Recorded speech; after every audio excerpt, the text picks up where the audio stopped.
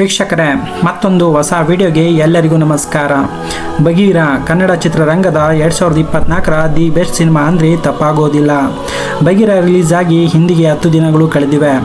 ಕನ್ನಡ ಚಿತ್ರರಂಗದ ಅಭಿಮಾನಿಗಳಲ್ಲಿ ತುಂಬ ಒಳ್ಳೆಯ ರೆಸ್ಪಾನ್ಸ್ ಸಿಕ್ಕಂತಹ ಈ ವರ್ಷದ ಅದ್ಭುತ ಸಿನಿಮಾ ಬಗೀರ. ಶ್ರೀಮುರಳಿ ಅವರಿಗೆ ಉಗ್ರಂ ನಂತರ ದೊಡ್ಡ ಬ್ರೇಕ್ ಕೊಟ್ಟಂತಹ ಸಿನಿಮಾ ಬಗೀರ ಅಂದರೆ ತಪ್ಪಾಗೋದಿಲ್ಲ.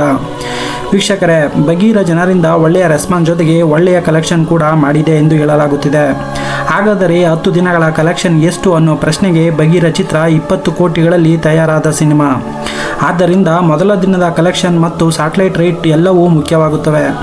ಮೊದಲ ದಿನದಲ್ಲಿ ಬಗೀರ ಕನ್ನಡ, ತೆಲುಗು, ತಮಿಳು, ಹಿಂದಿ ಎಲ್ಲವೂ ಸೇರಿ 7 ಕೋಟಿ ಒಂದು ವಾರದಲ್ಲಿಯೇ ಪಡೆದುಕೊಂಡಿದೆ. ಮತ್ತು 2ನೇ ದಿನದಲ್ಲಿ 6 ಕೋಟಿ ಮತ್ತು 3ನೇ ದಿನದಲ್ಲಿ 5 ಕೋಟಿ ಮತ್ತು 4ನೇ ದಿನದಲ್ಲಿ 4 ಕೋಟಿ. ಹೀಗೆ ಒಟ್ಟಾರೆ 10 ದಿನಗಳ ನಂತರ ಕರ್ನಾಟಕದಲ್ಲಿ ಒಟ್ಟು 22 ಕೋಟಿ ಮತ್ತು ತೆಲುಗು, ತಮಿಳು, ಮಲಯಾಳಂ, ಹಿಂದಿ ಎಲ್ಲವೂ ಸೇರಿ 30 ಕೋಟಿ ಕಲೆಕ್ಷನ್ ಮಾಡಿದೆ. ಒಟ್ಟಾರೆ ಬಗೀರ ಸಿನಿಮಾವು 60ರಿಂದ 75 ಕೋಟಿಯವರೆಗೂ ಕಲೆಕ್ಷನ್ ಮಾಡಲಾಗಿದೆ ಎಂದು ಹೇಳಲಾಗುತ್ತಿದೆ.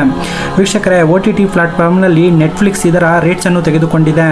ಇದರಿಂದ ಬಗೀರಾಗೆ ಪ್ಲಸ್ ಪಾಯಿಂಟ್ ಆಗಿದೆ. ಯಾಕೆಂದರೆ ನೆಟ್ಫ್ಲಿಕ್ಸ್ ಅವರು ಒಳ್ಳೆಯ ರೇಟನ್ನೇ ಕೊಟ್ಟು ತೆಗೆದುಕೊಂಡಿದ್ದಾರೆ ಎನ್ನಲಾಗುತ್ತಿದೆ.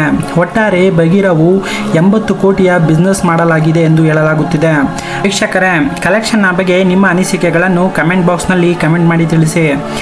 ನೀವು ನಮ್ಮ ಚಾನಲ್ನ ಸಬ್ಸ್ಕ್ರೈಬ್ ಮಾಡ್ಕೊಂಡಿಲ್ಲ ಅಂದರೆ ಬೇಗ ಸಬ್ಸ್ಕ್ರೈಬ್ ಮಾಡ್ಕೊಳ್ಳಿ. ನೀವು ಕೂಡ ಶ್ರೀಮುರಳಿ ಅವರ ಅಭಿಮಾನಿಯಾಗಿದ್ದರೆ ನಿಮ್ಮ ಫ್ರೆಂಡ್ಗೆ ಈ ವಿಡಿಯೋನ ಶೇರ್ ಮಾಡಿ. ಈ ವಿಡಿಯೋ ಇಷ್ಟವಾಗಿದ್ದರೆ ಲೈಕ್ ಮಾಡಿ ಆ್ಯಂಡ್ ಶೇರ್ ಮಾಡಿ.